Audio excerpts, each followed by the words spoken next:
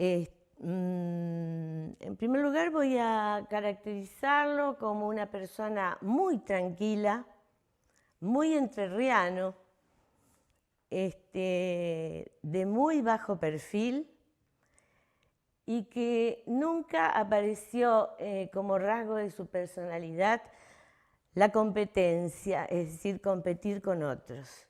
Nunca eso apareció en él. Muy estudioso y con una capacidad de trabajo extraordinaria. Alberto entre los 8 y los 18 años estuvo en la Abadía del Niño Dios de Victoria. Es decir, fueron 10 años en la abadía. Dejó la abadía a los 18 años y empezó Ciencias de la Educación en Paraná. Allí lo conoce al padre Leyendeque. Él creo que lo convence de que empiece los estudios de filosofía en Santa Fe y que para poder mantenerse enseñe latín, porque en la abadía había logrado dominar latín y griego con mucha solvencia. Nuestra casa era de todos. Estábamos absolutamente de acuerdo los dos, así que ahí hacíamos reuniones, asambleas, todo el que necesitaba la tenía en cuenta como lugar de reunión. Y además teníamos mimeógrafo, porque Alberto en un tiempo hizo copias para poder sostenerse. Y el 21 de agosto del 77 me avisan que lo habían secuestrado. Alberto lo llevan primero a Algada, que era el cuartel militar que está en Guadalupe, y luego lo trasladan a Rosario. Porque la formación académica de él era, no sé si había otro con semejante formación académica, y con esa convicción y ese compromiso. Entonces, bueno, de alguna manera era esperable que se lo desapareciera. Era esperable, ¿no? Y desapareció. Cuando Alberto desaparece, Gusti tenía 3 años, 2 años y medio, 3, y Carly tenía 7. Carly podía entender.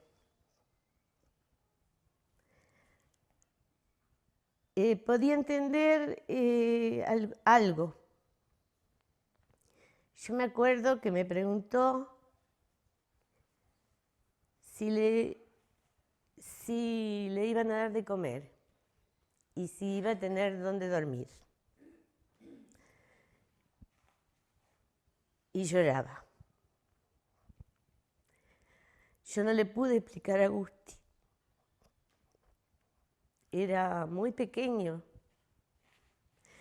Se lo tuve que explicar muchos años después.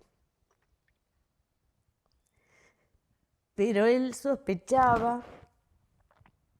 Me acuerdo que una vez le preguntó a Gusti, porque le dijimos que estaba en Córdoba.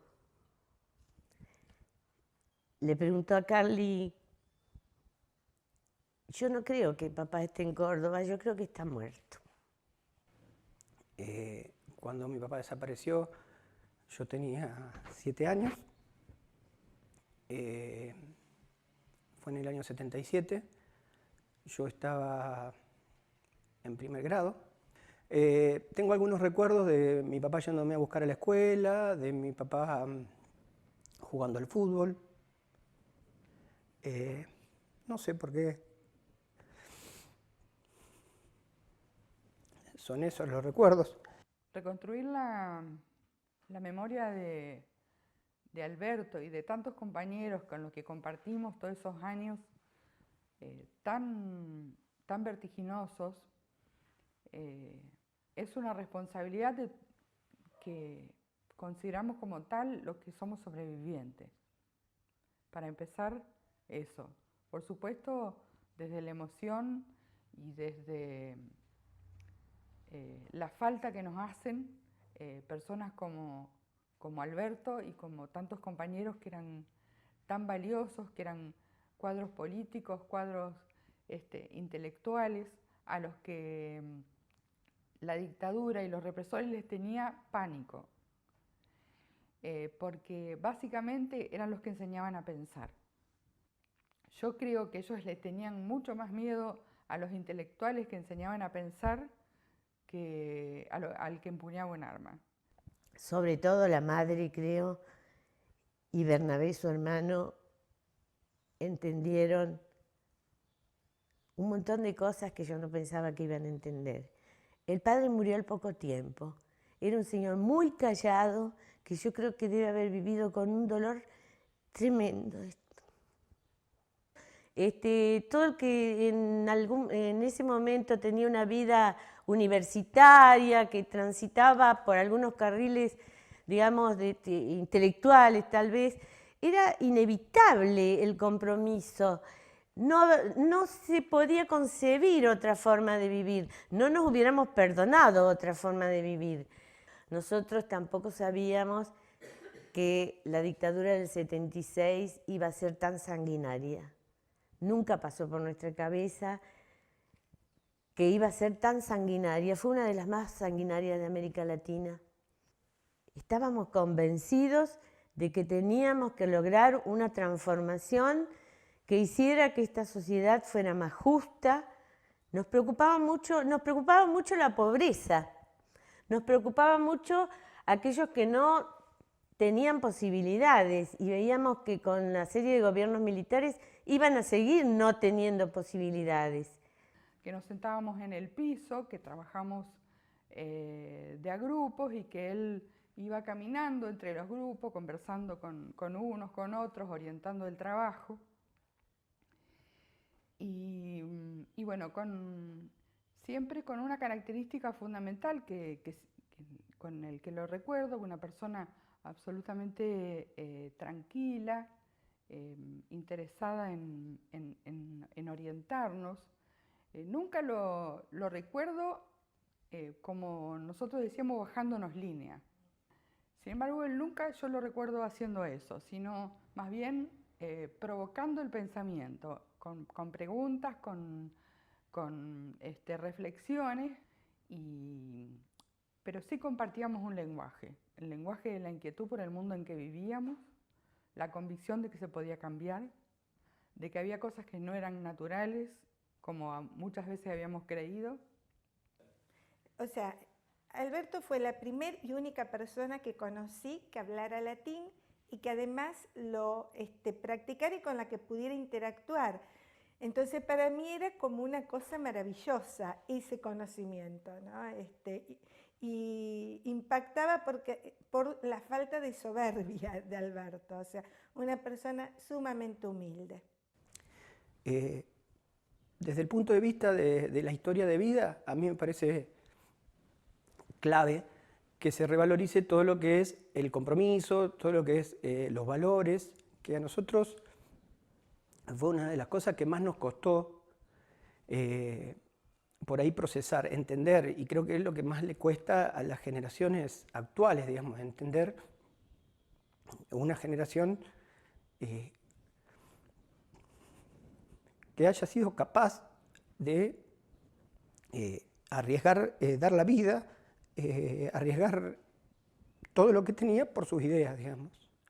Para nosotros, todas las acciones, homenajes y trabajos que se hagan sobre esta época son fundamentales porque la memoria es fundamental y también para que esto no se repita. Creo que de todo lo que hicimos, por lo menos logramos marcar un corte en la tanda de golpes militares. Es decir, creo que por lo menos eso lo logramos. Es decir, ya llevamos bastantes años de democracia, tratando de construirla lo mejor posible con sus luces y sombras, pero en democracia. Con respecto a todos los homenajes y todos los trabajos como estos, por ejemplo, en lo que a mí particularmente me infieren sería una sensación, más allá de todo, también lo que se dijo de mantener viva la memoria, mantenerlo presente. Es un poco de contención también. Y de mantenerlo un poco con nosotros. Seguramente estaría haciendo aportes y aportes y aportes a esta celebración que estamos viviendo en esta democracia en cuanto a ampliación de derechos, a reconocimientos de derechos, a programas de inclusión. Y bueno, no está, pero nos queda su recuerdo, su ejemplo. De alguna manera, uno siempre dice, uno es lo que es por lo que nos han dado los demás. Yo quería aclarar que Alberto lo secuestran cuando tenía 32 años. Con todo esto creo que tenía un futuro muy importante. Cuando yo me enteré que me comentaron que estaba la propuesta para ponerle el nombre de mi papá a una institución de nivel terciario en San Salvador, bueno, nos pusimos muy contentos por la misma razón que cuando nos avisaron lo de la calle, digamos, todo reconocimiento, toda oportunidad que permita recuperar parte de la memoria, para nosotros es muy importante.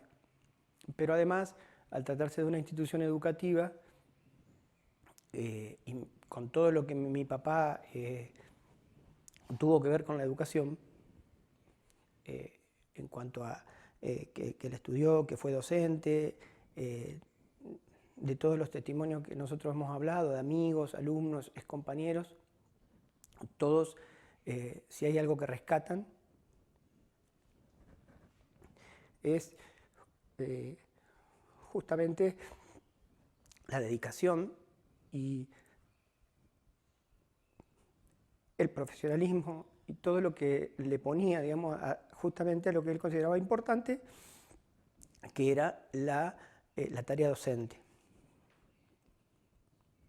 Entonces, que en su pueblo natal, que quizás no conoció sus ideas, su militancia, toda su historia, realmente se proponga y sea una propuesta justamente de docentes y de jóvenes que rescatando su memoria pretenden, tomando su nombre como para una institución educativa, para nosotros era de mucho valor, y junto con lo de la calle, con el nombre de la calle, era un reconocimiento para San Salvador, desde San Salvador hacia mi papá, que lo valoramos mucho.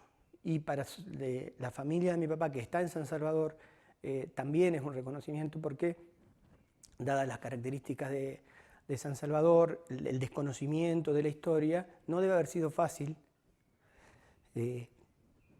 a lo largo de los años explicarle a la sociedad de San Salvador quién era mi papá y cuáles eran sus ideas.